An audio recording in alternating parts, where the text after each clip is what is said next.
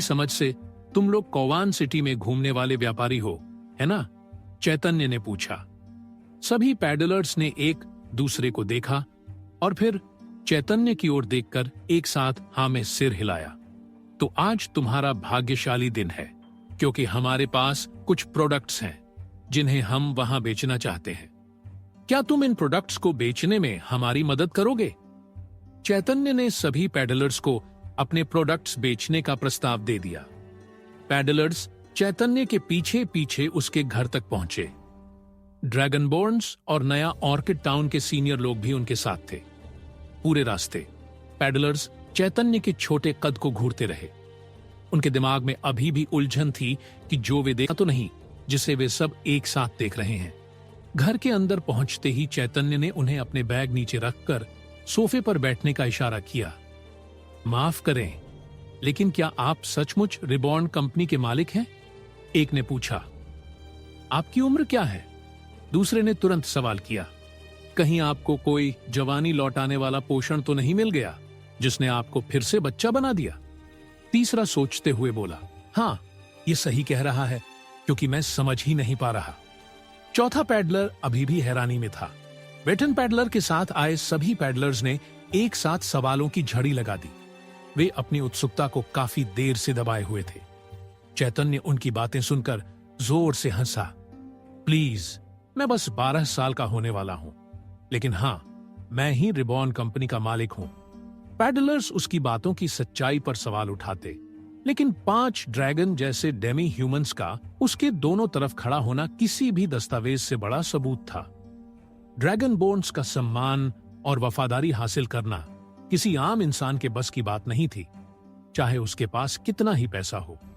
चलो बिजनेस की बात करें, चैतन्य ने पैडलर्स से पूछा। सबने एक साथ हां में सिर हिलाया, क्योंकि अब वे भी जानना चाहते थे कि आखिर यह बच्चा कौन सा बिजनेस प्रस्ताव देने की बात कर रहा है। चैतन्य ने शणा को इशारा किया कि वह उस दिन तैयार किया गया कुकीज और चॉकलेट का बैच ले आए। शणा तुरंत बाहर गई और कुछ ही सेकंड में चॉकलेट की टोकरी चैतन्य और पैडलर्स के बीच रख दी। टोकरी देखते ही पैडलर्स के व्यापारिक दिमाग ने तुरंत प्रोडक्ट्स की अनोखी और आकर्षक पैकेजिंग को नोटिस किया। पैकेजिंग इतनी शानदार थी कि कोई भी संभावित ग्राहक तुरंत आकर्षित हो जाए। बैंगनी और सुनहरे रैपर में विलासिता और जरूरत दोनों का एहसास था। यह ऐसा प्रोडक्ट लग रहा था जो महंगा है, लेकिन उसकी कीमत उचित है। तो यही बेच रहे हो तुम? वेटन पैडलर ने चैतन्य से पूछा। उसकी आंखों में अब कोई उलझन नहीं थी। रिबॉर्न प्रोडक्ट्स का यह छोटा सा प्रदर्शन वेटन पैडलर को बता चुका था कि वह किसी ऐसे शख्स के साथ डील कर रहा है जो बिजनेस में गजब का कुशल और जानकार है। ऐसे इंसान का मिलना किसी ईश्वरीय उपहार से कम नहीं था। वेटन की नाक में खुजली हो रही थी। उसका शरीर उसे संकेत दे रहा था कि शायद उसके हाथ में ऐसा प्रोडक्ट है जो उसे ढेर सारा मुनाफा दे सकता है। चैतन्य को शायद यह बात पहले से पता थी, तभी उसने पैडलर्स से मिलने की मांग की थी। यह हमारे भविष्य के चॉकलेट प्रोडक्ट्स का सिर्फ एक नमूना है। डिजाइन अभी पक्का नहीं हुआ। हम अभी चॉकलेट बेचने का प्लान नहीं कर रहे थे, लेकिन भाग्य से तुम लोग सही समय पर यहां आ गए। चैतन्य ने बहुत सहज स्वभाव के साथ कहा। वेटन पैडलर ने एक चॉकलेट बार उठाया और रैपर खोलकर निकाला। तुरंत ही एक मीठी खुशबू उसकी नाक तक पहुंची। उसने एक काट लिया और उसके मुंह में चीनी की एक तेज लहर दौड़ गई, जिससे वह हैरान रह गया। सीनियर, आप ठीक तो है ना? आपने आंखें बंद क्यों कर रखी हैं? बाकी पैडलर्स घबरा गए। मैं ठीक हूं, वेटन ने उनकी चिंता को हाथ से झटकते हुए कहा। ये चॉकलेट, क्या ये चीनी से बना है? चीनी? बाकी पैडलर्स ने दोहराया। चैतन्य ने हां में सिर हिलाया। बाकी पैडलर्स ने टोकरी में हाथ डाला, अपने अपने चॉकलेट बार्स निकाले, रैपर खोला और एक ही बार में काट लिया। जैसे ही चॉकलेट उनके मुंह में पिघली, उनकी आंखें फैल गईं और कुछ सेकंड बाद उन्होंने पूरा बार 2-3 काट में गटक लिया। चैतन्य संतुष्ट मुस्कान के साथ यह सब देख रहा था। दूसरा ट्राई करो, हम इसे चॉकलेट चिप कुकी कहते हैं। उन्होंने बेलनाकार रैपर खोला, जिसमें ताजा बेक्ड चॉकलेट चिप कुकीज की कुछ ढेर थीं। उन्होंने इसका स्वाद लिया और यह उन्हें शुद्ध चॉकलेट से भी ज्यादा पसंद आया। इन कुकीज को नाश्ते, दोपहर के खाने या रात के खाने में खाया जा सकता था, बिना इसके स्वाद के उबाऊ होने के। मुझे यकीन है कि व्यापारी होने के नाते तुम्हें पता होगा कि इस तरह के नाश्ते को कहां बेचना है ना? चैतन्य ने मुस्कुराते हुए कहा। वेटन पैडलर ने तुरंत हाँ में सिर हिलाया। ये बड़े शहरों में हिट होंगे, जहां युवा भीड़ ज्यादा है। शायद राजधानी शहरों में जबरदस्त चले, वेटन ने तुरंत समझाया। चैतन्य को भी ऐसा ही लग रहा था। अगर वह अपने प्रोडक्ट्स की मार्केटिंग सही तरीके से करता, तो वह अपनी पुरानी दुनिया की तरह सालगिरह या जन्मदिन पर चॉकलेट गिफ्ट करने की संस्कृति को दोहरा सकता था। उस दुनिया में वैलेंटाइन डे पूरी दुनिया में मनाया जाता था और फूलों व चॉकलेट्स की बिक्री आसमान छू जाती थी। क्या ख्याल है? चॉकलेट व्यापारी बनना चाहते हो? चैतन्य ने पूछा। चैतन्य के सवाल ने पैडलर्स को अपने लीडर वेटन की ओर देखने पर मजबूर किया। वह जो फैसला करेगा वही वे करेंगे। वेटन ने चॉकलेट पर छपे सुनहरे आर को देखा, जो रिबॉन कंपनी का नाम साफ दिखा रहा था और हर काट के साथ लोगों के दिमाग में छप रहा था। यह शानदार था। वेटन पैडलर ने रिबॉन कंपनी के विचारों को यही बताया। और सिर्फ चॉकलेट्स ही नहीं, इस टाउन की हर चीज, मुक्त बहता पानी, सपाट सड़कें और वे विशाल बिना घोड़े वाली गाड़ियां। रिबॉन कंपनी खेल में मीलों आगे थी और यह सिर्फ समय की बात थी कि उनकी लहरें कौवान सिटी तक पहुंचेंगी, और तब तक उसके जैसे छोटे व्यापारी के लिए शामिल होना देर हो चुकी होगी। यह शामिल होने का एकमात्र मौका था। वह इस लहर को सवार कर सकता था जो उन्हें शीर्ष तक ले जाएगी। यह एक जिंदगी बदलने वाला फैसला था जो उनकी आर्थिक स्थिति को पहले से कहीं बेहतर बना सकता था। हाँ, प्लीज, हम ये चॉकलेट्स बेचना चाहेंगे, वेटन ने गर्व से स्वीकार किया। अब भला कोई पागल ही होगा जो रिबॉन व्यापारी का हिस्सा नहीं बनना चाहेगा। इसलिए सभी पैडलर्स ने तुरंत हाँ में सिर हिलाया। चैतन्य खड़ा हुआ और एक एक करके पैडलर्स से हाथ मिलाया। अब मेरा प्रस्ताव सुनो। मैं चाहता हूं कि तुम ये प्रोडक्ट्स कौवान सिटी में हर जगह बेचो और बिक्री का 1% तुम्हें कमीशन के तौर पर मिलेगा। चैतन्य ने इस बिजनेस डील की बारीकियां बतानी शुरू की। उसने बताया कि चॉकलेट्स कितने में बिकेंगे, एक औसत पेस्ट्री से थोड़ा ज्यादा महंगे पक्ष पर, लेकिन फिर भी किफायती। उस कीमत का एक हिस्सा उनकी कमाई होगी, जिससे पैडलर्स हैरान रह गए, क्योंकि यह उनकी उम्मीद से कहीं बेहतर सौदा था। आखिरकार उन्हें चॉकलेट्स खरीदने की जरूरत ही नहीं थी, बस बेचना था। ओह, और अगर तुम्हारे और भी व्यापारी दोस्त हैं तो उन्हें इस मौके के बारे में जरूर बताना। शायद वे भी चॉकलेट व्यापारी बनना चाहें। चैतन्य ने अपना पूरा बिजनेस प्लान समझाने के बाद सभी पैडलर्स से कहा। उनकी कमाई उस कीमत का हिस्सा होगी जिससे पैडलर्स हैरान रह गए, क्योंकि यह उनकी उम्मीद से कहीं बेहतर सौदा था। आखिरकार उन्हें चॉकलेट्स खरीदने की जरूरत ही नहीं थी, बस बेचना था। ओह, और अगर तुम्हारे और भी व्यापारी दोस्त हैं तो उन्हें इस मौके के बारे में जरूर बताना। शायद वे भी चॉकलेट व्यापारी बनना चाहें। चैतन्य ने अपना पूरा बिजनेस प्लान समझाने के बाद सभी पैडलर्स से कहा। रिबॉर्न के लोगों ने खूब मदद की और रात भर रुकने का इंतजाम तुरंत कर दिया। पैडलर्स को इसकी सख्त जरूरत थी, क्योंकि उनके लिए यह काफी उथल पुथल भरा समय था। अगर वे अगले दिन सुबह उठते और पाते कि सब कुछ सपना था, तो उन्हें हैरानी नहीं होती। लेकिन अगले दिन जब उन्होंने चैतन्य और रिबॉर्न कंपनी के साथ अपनी डील पक्की की, वे अभी भी वहीं थे, नई बनी चमचमाती कंक्रीट सड़कों पर खड़े थे, जहां से बिना घोड़े वाली गाड़ियां गुजर रही थीं। इससे उन्हें यकीन हो गया कि यह सब सच था। हालांकि सिर्फ एक दिन बीता था, लेकिन उन्होंने देखा कि टाउन के कुछ हिस्सों में जादू की तरह अचानक सपाट कंक्रीट सड़कें बन गई थीं। उन्हें निर्माण का ज्यादा ज्ञान नहीं था, लेकिन इतना समझ आ रहा था कि यह रफ्तार अविश्वसनीय थी। रिबॉर्न के लोगों से जो सुना, उसे लग रहा था कि उनके लिए यह रफ्तार भी धीमी थी। कौवान सिटी की तुलना में नया ऑर्किड टाउन की उत्पादन गति बाल्टी से बूंद निकालने जैसी थी।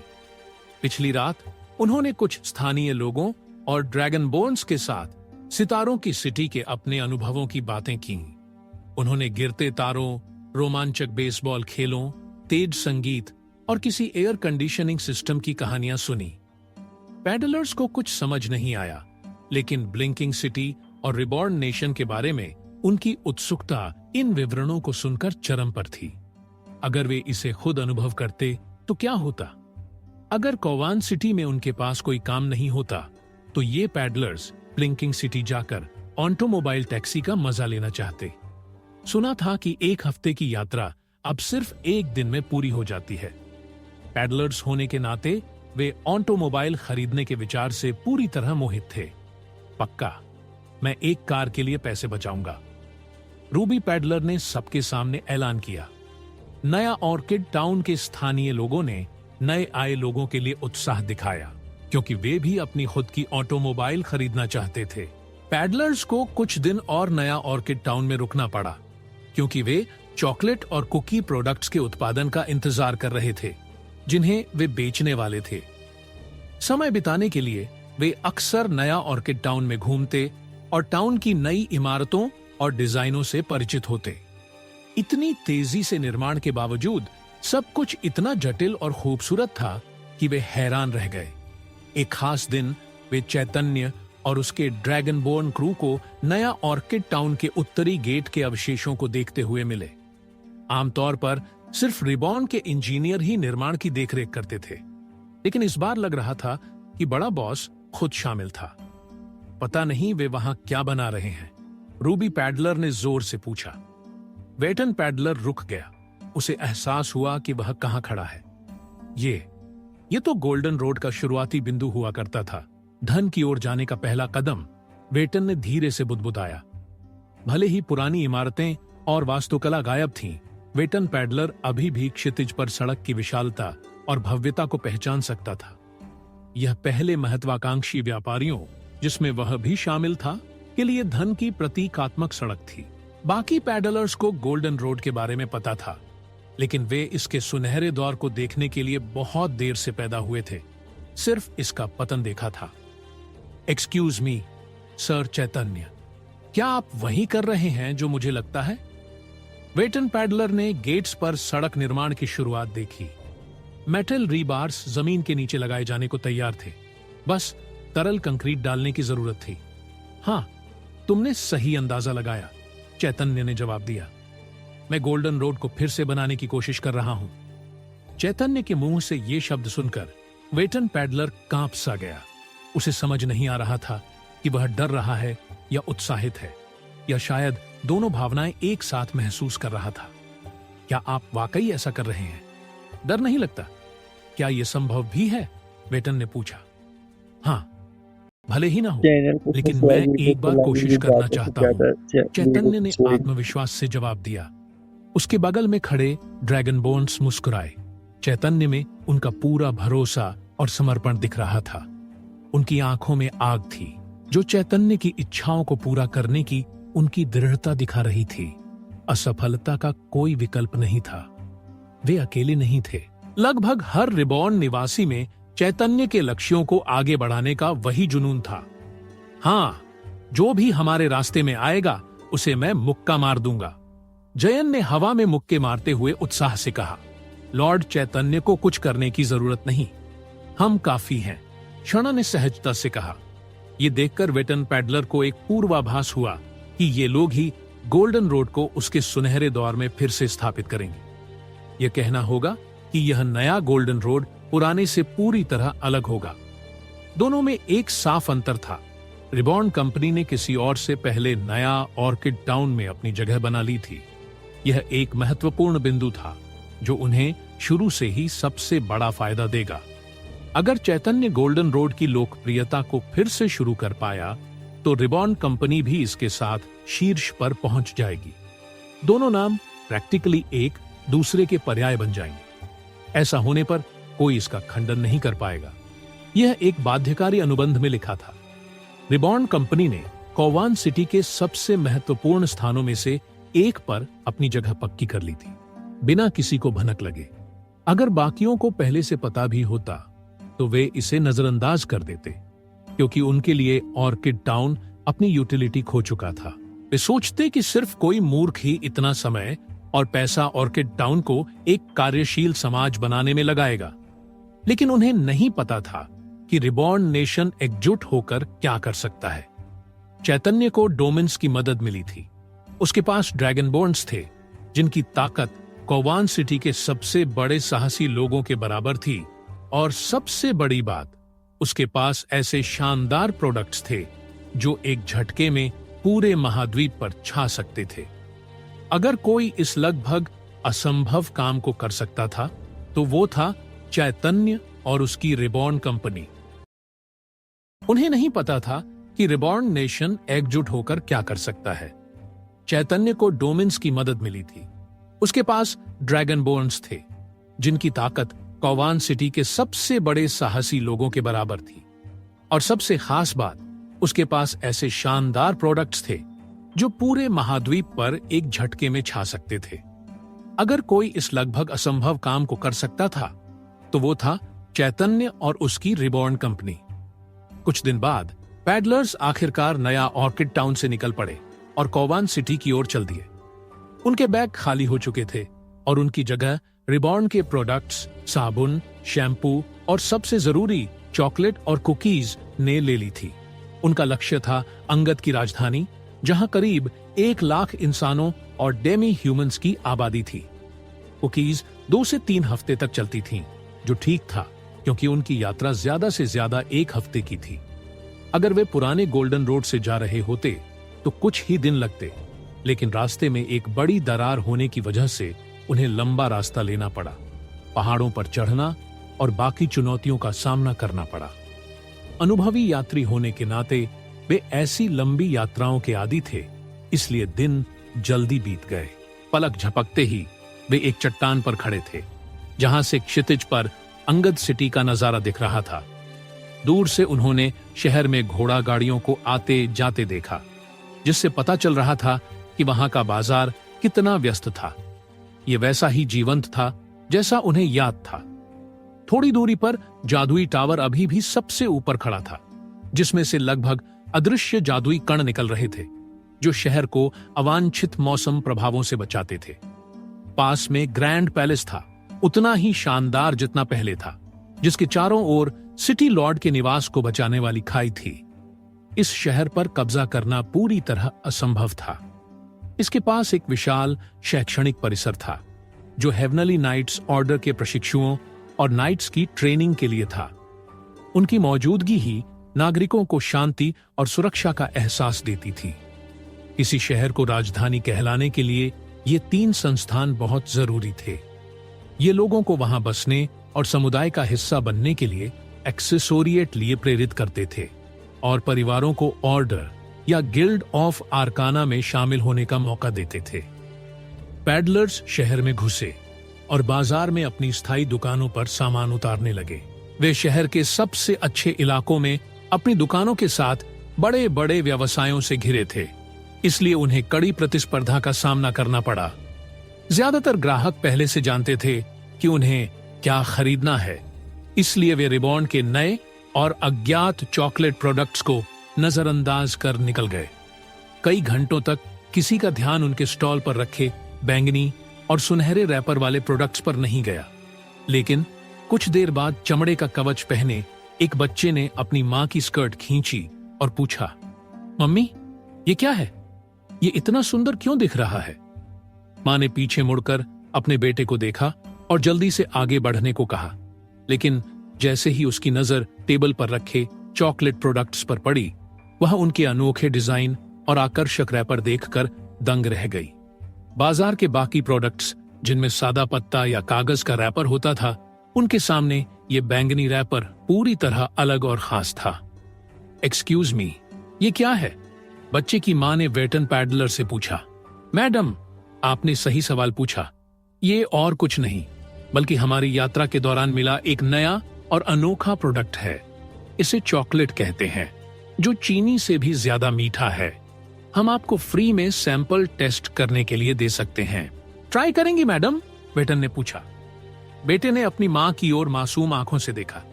प्लीज मम्मी, मैं चाहता हूं कि ये मेरा लकी चार्म बने जब मैं ऑर्डर का प्रशिक्षु बनने का टेस्ट पास करूं। Please mummy. बच्चा अपनी मां का हाथ पकड़कर जिद करने लगा। पैडलर ने 2 चॉकलेट और 2 कुकीज निकाली और उन्हें दे दी। भले ही वे अब ताजा नहीं थीं, लेकिन चॉकलेट की समृद्ध और गर्म खुशबू इतनी थी कि मां बेटे ने फटाफट एक एक काट लिया। जैसे ही चॉकलेट उनके मुंह में पिघली, वे सब कुछ भूल गए। मां को यकीन नहीं हुआ कि उसे कुकीज इतनी पसंद आई। ये शहर की सबसे बड़ी बेकरी की ब्रेड से भी बेहतर थी। मां ने अपने बेटे के लिए ढेर सारी चॉकलेट्स और खुद के लिए कुकीज खरीद ली। इनकी पैकेजिंग और प्रेजेंटेशन इतना शानदार था कि ये किसी के लिए भी बेहतरीन गिफ्ट हो सकता था। दिन भर में कुछ और लोग चॉकलेट्स खरीदने आए, लेकिन जैसा वेटन ने अनुमान लगाया था, पहले दिन ज्यादा बिक्री नहीं हुई। हालांकि जिन्होंने पहले दिन खरीदा वे अगले दिन और लेने आए, जिससे धीरे धीरे उनका ग्राहक आधार बढ़ने लगा। शुरुआत में चॉकलेट का कारोबार धीमा था, लेकिन जैसे जैसे दिन बीतते गए, ज्यादा लोग इस अनोखे मीठे स्वाद को ढूंढने लगे जो कहीं और नहीं मिलता था। संयोग से जिस लड़के ने पहले दिन चॉकलेट्स खरीदी थीं, वह हेवनली नाइट्स ऑन ऑर्डर में प्रशिक्षु के रूप में चुन लिया गया। उसकी मां ने जश्न में अपने बेटे के लिए ढेर सारी चॉकलेट्स खरीदी और खुशी में सबको बांटी, जिसके बाद चॉकलेट ने उसके दोस्तों की दूसरी मांओं का ध्यान खींच लिया। ऐसी ही एक मां ने लड़के की मां के पास जाकर बधाई दी। तुम्हारे बेटे को फिजिकल टेस्ट पास करने की बधाई। कोई टिप्स या राज जो मुझे पता होने चाहिए ताकि मेरा बेटा भी पास कर ले? उस महिला ने पूछा। मुझे यकीन है तुम्हारा बेटा भी पास कर लेगा। दोनों ने एक साथ ट्रेनिंग की थी ना? मां ने भरोसा दिलाया। लेकिन उत्सुक मां को यकीन नहीं हुआ। उस लड़के में कुछ बदलाव था जब वह अपना प्रवेश टेस्ट देने गया था। कोई भी सलाह मदद करेगी? उसने अनुरोध किया। शायद एक चीज है जो तुम्हारे बच्चे की मदद कर सकती है, लड़के की मां बोली। क्या है? उस महिला ने पूछा। मेरे बेटे ने अपने टेस्ट के दिन कुछ खरीदा था। जब उसने वो खाया, वह पहले से कहीं ज्यादा सक्रिय और ऊर्जावान लग रहा था, मां ने कहा। ओह, वो क्या था? शायद मैं भी अपने बेटे के लिए ले लूं? महिला ने उत्सुकता से पूछा। वो क्या है? उस महिला ने पूछा। मेरे बेटे ने अपने टेस्ट के दिन कुछ खरीदा था। जब उसने वो खाया तो वह पहले से कहीं ज्यादा सक्रिय और ऊर्जावान लग रहा था, बच्चे की मां ने कहा। अच्छा, वो क्या था? शायद मैं भी अपने बेटे के लिए ले लूं? महिला ने उत्सुकता से पूछा। हेवनली नाइट्स ऑर्डर के मौजूदा ट्रेनिंग मास्टर चयन में कुछ अजीब हो रहा था। आमतौर पर ये बच्चे अपने प्रशिक्षण सत्रों के बाद पूरी तरह थक जाते थे। कुछ तो पूरे दिन की मांसपेशियों की ऐंठन की वजह से अपने छात्रावासों में वापस चले जाते थे। लेकिन कुछ मास्टर्स ने गौर किया कि इन दिनों नए ट्रेनिंग मास्टर्स पूरी ऊर्जा से भरे थे, भले ही उन्हें सामान्य से 2 गुने चक्कर लगवाए गए हों। वे और भी ज्यादा उत्साहित दिख रहे थे, खासकर जब 8वीं मोमबत्ती बुझती थी, जो उनके आराम के समय का संकेत थी। मास्टर्स को आमतौर पर प्रशिक्षण के बाद बच्चों के व्यवहार की परवाह नहीं होती थी, लेकिन उन्होंने देखा कि जो बच्चे अजीब व्यवहार कर रहे थे, वही शारीरिक परीक्षणों में शानदार प्रदर्शन कर रहे थे। उदाहरण के लिए, कुछ छात्र जो 1 स्टार शारीरिक कला पाठ्यक्रम में अटके थे, अब प्रगति के संकेत दिखा रहे थे, भले ही कुछ दिन पहले तक उनमें ऐसा कोई हुनर नहीं दिखा था। यह पूरी तरह संयोग था कि दिन के अंत में छात्र अचानक यह अजीब व्यवहार दिखाने लगे। आखिरकार मास्टर्स का धैर्य टूट गया। उन्होंने बच्चों का पीछा करने और यह जांचने का फैसला किया कि वे क्या कर रहे हैं। ठीक है, ट्रेनिंग मास्टर्स, अपना पसीना पोंछो और सीधे अपने छात्रावासों में जाओ। कल हम तुम्हारी मौजूदा क्षमताओं को जांचने के लिए मासिक परीक्षा लेंगे। एक हट्टे कट्टे मास्टर ने अपने छात्रों से कहा और अपनी लकड़ी की तलवार को म्यान में रख लिया। हाँ सर, बच्चों ने सलामी देते हुए जवाब दिया। जैसे ही मास्टर प्रशिक्षण मैदान से निकला, बच्चे आपस में सट गए। उनके चेहरों पर उत्साह साफ झलक रहा था। दोस्तों, जल्दी करो, देर नहीं हो सकते, वरना जब हम वहां पहुंचेंगे टिकट बिक चुके होंगे। एक बच्चे ने कहा, मुझे कल के लिए और स्टॉक करना होगा, मुझे इसकी जरूरत है, वरना मुझे लगता है मैं फेल हो जाऊंगा। दूसरे ने कहा, बस याद रखो, किसी को मत बताना, वरना हमें और ज्यादा प्रतिस्पर्धा का सामना करना पड़ेगा। तीसरे ने कहा। बाकी ट्रेनिंग मास्टर्स ने हाँ में सिर हिलाया। फिर उन्होंने हाथ जोड़कर मन ही मन उत्सव मनाया। 1, 2, 3, चॉकलेट चॉकलेट। वे सब आपस में फुसफुसाए। पता चला इन बच्चों के अजीब व्यवहार का कारण और कुछ नहीं बल्कि चॉकलेट थी। जब यह अफवाह फैली कि एक ट्रेनिंग मास्टर को चॉकलेट खाने के बाद ऑर्डर में चुना गया, तो हर ट्रेनिंग मास्टर ने खुद भी चॉकलेट आजमाने की ठानी। नतीजे साफ थे। एक दिन में पूरी चॉकलेट खाने के बाद उन्हें ढेर सारी ऊर्जा महसूस हुई। इसलिए प्रशिक्षण सत्र खत्म होने के बाद ट्रेनिंग मास्टर्स बाजार की ओर भागे, चॉकलेट और कुकीज बेचने वाले पैडलर्स की तलाश में।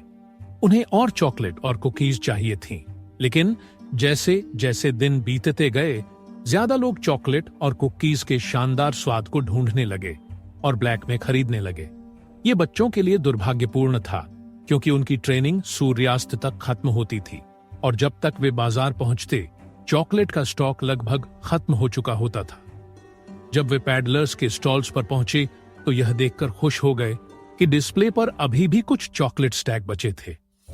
एक्सक्यूज मी सर, हम सबके लिए एक एक चॉकलेट बार खरीदना चाहते हैं, ट्रेनिंग मास्टर्स ने चिल्ला कर कहा। बैटन पैडलर ने बच्चों को पहचान लिया और फटाफट उनके लिए एक स्टैक पैक किया। इस बार 8 चॉकलेट बार्स लोगे? पैडलर ने पूछा। ट्रेनिंग मास्टर्स ने हाँ में सिर हिलाया। सिर्फ 7 मिस्टर, हम 7 ही हैं। तो वो कौन है? वेटन पैडलर ने बच्चों के पीछे खड़े हट्टे कट्टे आदमी की ओर इशारा किया।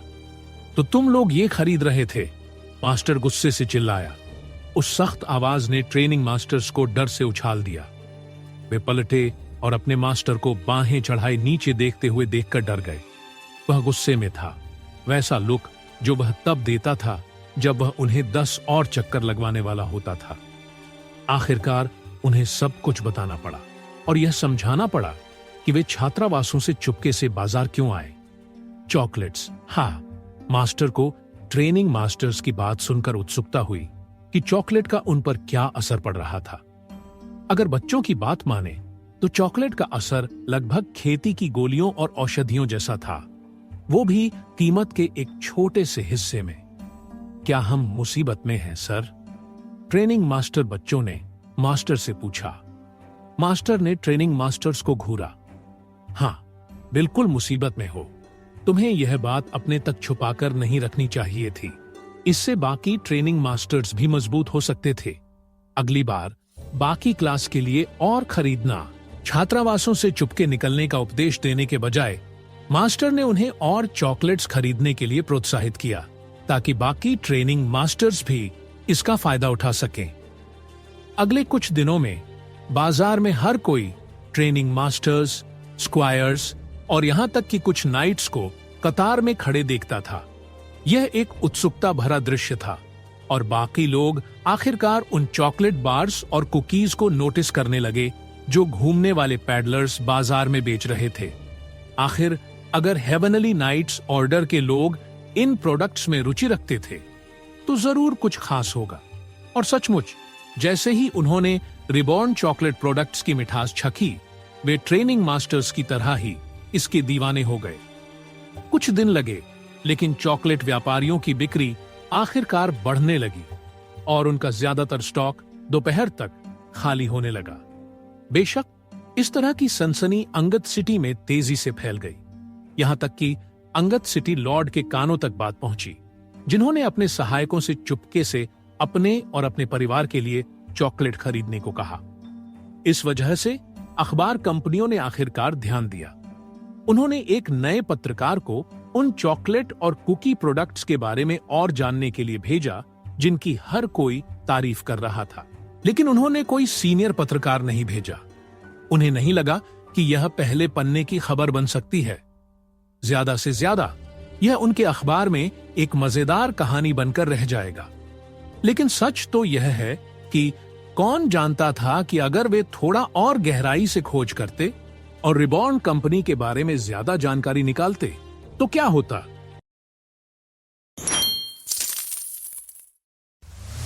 रुको जरा, कोई सीनियर जर्नलिस्ट नहीं भेजा। उन्हें नहीं लगा कि ये खबर फ्रंट न्यूज बन सकती है। ज्यादा से ज्यादा ये उनके न्यूज़पेपर में एक मजेदार कहानी बनकर रह जाती। लेकिन सच ये है कि कौन जानता था, अगर वे थोड़ा और गहराई में जाते और रिबॉर्न कंपनी के बारे में ज्यादा जानकारी निकालते तो क्या होता? इस नौसिखिया जर्नलिस्ट का पहला मिशन था उन बिजनेसमैन का इंटरव्यू लेना जिन्होंने अंगद सिटी में विदेशी चॉकलेट प्रोडक्ट्स पेश किए थे। वो सुबह सुबह घर से निकला और बाजार की ओर बढ़ा। मजेदार बात यह थी कि उसे नहीं पता था कि बिजनेसमैन कहाँ है। उसे बस सड़क पर लगी लंबी लाइन के पीछे चलना था, जो उसे बाजार के एक पूरी तरह अनजान हिस्से में चॉकलेट बिजनेसमैन के पास ले गई। आमतौर पर यहां ज्यादा ग्राहक नहीं आते थे, लेकिन जैसे जैसे चॉकलेट प्रोडक्ट्स लोकप्रिय हुए, बाजार का यह हिस्सा मेन सड़क से भी ज्यादा भीड़ भाड़ वाला इलाका हो गया। एक्सक्यूज मी सर, मेरा नाम जिमी है, मैं कौवान न्यूज से हूं। क्या आपके पास इंटरव्यू के लिए थोड़ा समय है? सीनियर जर्नलिस्ट ने व्यस्त दुकानों पर बैठे बिजनेसमैन से पूछा। बिल्कुल, मैं रिबॉर्न चॉकलेट्स के बारे में आपके किसी भी सवाल का खुशी से जवाब दूंगा, पैडलर वेटन ने उत्साह से कहा। हालांकि वो ग्राहक के पैसे गिनने में बिजी था। जिमी ने अपने नोट्स पर नजर डाली और पहला सवाल पूछा जो उसने तैयार किया था। आपको ये चॉकलेट्स कहां से मिली? वेटन मुस्कुराया और बोला, ये नया ऑर्किड टाउन से आए हैं, वहीं से मिली है। बिना किसी और सवाल के पैडलर ने अपनी मर्जी से पूरी कहानी सुना दी कि वे चॉकलेट बिजनेसमैन कैसे बने। उसने जिमी को बताया कि वे पहले घुमक्कड़ पैडलर थे और रन डाउन ऑर्किड टाउन घूमने की इच्छा रखते थे, लेकिन वहां का माहौल उनकी उम्मीदों से पूरी तरह अलग था। बेशक ये बात कि रिबॉर्न कंपनी ने यह सब संभव किया एक ऐसा टॉपिक था जिस पर पैडलर ने गहराई से बात की। उसने जिमी को प्लम्बिंग सिस्टम, कंक्रीट की सड़कों और यहां तक कि उन ऑटोमोबाइल ट्रकों के बारे में बताया जो सिर्फ ईंधन से चलते थे। जिमी जितना वेटन की बातें सुनता गया, उसकी आंखें हैरानी से उतनी ही सिकुड़ती गईं। एक पल के लिए तो उसे यकीन ही नहीं हुआ कि क्या इस दुनिया में ये सब कुछ है भी, या ये उस आदमी का कोई भ्रम है। जिमी अभी अभी स्कूल से ग्रेजुएट हुआ था और ये कहानी उसके करियर की पहली कहानी थी जिसने उसे इतना हैरान किया। जिमी थोड़ा निराश था कि उसे ओशन किंग और ड्रैकोनिक कौवान के बीच हुए समझौते जैसी बड़ी खबरें कवर करने की इजाजत नहीं मिली, लेकिन उसने सोचा कि छोटे स्तर से शुरुआत करना ठीक है। कम से कम उसके बॉस भी यही सोचते थे। लेकिन पैडलर के मुताबिक ऐसा लगता था कि चॉकलेट की कहानी उससे कहीं आगे जाती है, जितना कोई सोच भी नहीं सकता। कौवान सिटी में एक नई कंपनी जिसके पास दुनिया के शीर्ष शहरों से भी उन्नत टेक्नोलॉजी है। ये किसी शराब खाने में बैठे शराबी के सपनों के जैसी बातों के जैसा लग रहा था। दूसरों के लिए यह सुनना अविश्वसनीय था, खासकर जिमी जैसे जर्नलिस्ट बैकग्राउंड वाले के लिए। कौवान सिटी की मौजूदा घटनाओं के बारे में सब कुछ जानना उसका काम था, लेकिन उसने रिबॉर्न कंपनी के बारे में न तो कोई हलचल सुनी थी, न ही कोई चर्चा। बेशक उनकी बातों की सच्चाई को अभी सच साबित करना था। कोई सीनियर जर्नलिस्ट उनकी कहानियों को कहानी या कोई सपना समझकर खारिज कर देता, मानो ये चॉकलेट प्रोडक्ट्स को रोचक दिखाने के लिए सनसनीखेज झूठ हो। कई जर्नलिस्ट ऐसी कहानी छापना नहीं चाहेंगे क्योंकि अखबार के पाठक इसे झूठ मानकर उनकी जर्नलिज्म की साख को नुकसान पहुंचा सकते थे। लेकिन जिमी को अपने मन में एक एहसास था कि चॉकलेट बिजनेसमैन की कहानी में कम से कम कुछ तो सच्चाई थी। अगर वो जोखिम लेकर खुद सच्चाई की जांच करता तो यह उसके जर्नलिज्म करियर को शुरुआत में ही रफ्तार दे सकता था। ये दो में से एक तरह से जा सकता था। या तो ये कहानी उसे लेखन से रिटायर कर देती इससे पहले कि वो शुरू भी करे, या फिर उसे पिछले 100 सालों की सबसे रोचक कहानी कवर करने वाला मशहूर जर्नलिस्ट बना देती। अगर वो चॉकलेट बिजनेसमैन की बात मानता तो रिबॉर्न कंपनी सिर्फ एक नया बिजनेस नहीं थी जिसने टेस्टी स्नैक खोजा। यह एक नए मैच्योर शेयर की दहाड़ थी जो पूरी दुनिया को अपने फैन दिखाने वाला था। जिमी को एहसास हुआ कि चॉकलेट्स शायद आने वाली चीजों का सिर्फ एक झलक है। उसे यह एहसास था कि रिबॉन कंपनी किसी दिन गोल्डन 500 में इंटर कर सकती थी, वो रैंकिंग जो जर्नलिस्ट और अखबार दुनिया की सबसे बड़ी कंपनियों और समूहों के लिए बनाते हैं। गोल्डन 500 रैंकिंग में पैसों की कीमत, क्षेत्रीय कवरेज, व्यक्तिगत प्रतिभा और यहां तक कि सैन्य ताकत जैसे मानदंड गिने जाते थे। जिमी को लगता था कि रिबॉन कंपनी अभी इतनी स्थापित नहीं थी कि उनके पास ढेर सारा क्षेत्र हो। आखिर वे कोवान सिटी में अब भी अज्ञात थे, उनकी पहुंच ज्यादा नहीं थी और बिना रिबॉन कंपनी को खुद देखे जिमी को नहीं पता था कि उनके पास कोई फिजिकली रूप से प्रतिभाशाली लड़ाके हैं या नहीं। उनकी उन्नत टेक्नोलॉजी को देखते हुए हो सकता था कि वे सिर्फ प्रोडक्ट्स की रिसर्च और डेवलपमेंट पर ध्यान देते हों, जादुई शक्तियों को विकसित करने का कोई प्रयास न करते हों। लेकिन चॉकलेट प्रोडक्ट्स को देखकर जिमी को लगता था कि अगर रिबॉन कंपनी अपनी चॉकलेट्स बेचती रही तो वे ढेर सारा पैसा कमा सकती थी, और अगर बिजनेसमैन की बात माने तो उनके पास और भी प्रोडक्ट्स थे जो ऊंची कीमत पर बिक सकते थे। रिबॉन कंपनी में बहुत सारी संभावनाएं थीं। अगर वो आज चॉकलेट्स की संभावनाओं से रिबॉन कंपनी की कीमत का अनुमान लगाता तो शायद वो गोल्डन 500 में 495 स्थान पर आ सकती थी। इस तरह की खबर जंगल की आग की तरह फैलती। आखिर हर दिन कोई अनजान कंपनी बिना किसी चेतावनी के रैंकिंग्स में नहीं घुसती। जिमी ने उसी वक्त फैसला कर लिया, वो नया ऑर्किड टाउन जाकर रिबॉन कंपनी को खुद देखेगा। जिमी ने चॉकलेट बिजनेसमैन से रास्ता पूछा और भाग्य से पता चला कि वे कुछ और चॉकलेट प्रोडक्ट्स खरीदने के लिए नया ऑर्किड टाउन वापस जा रहे थे। आपको हमारे साथ नया ऑर्किड टाउन जाने वाले काफिले में शामिल होना चाहिए। कुछ और व्यापारी भी हैं जो चॉकलेट व्यापारी बनना चाहते हैं, तो आप उनके साथ भी जा सकते हैं।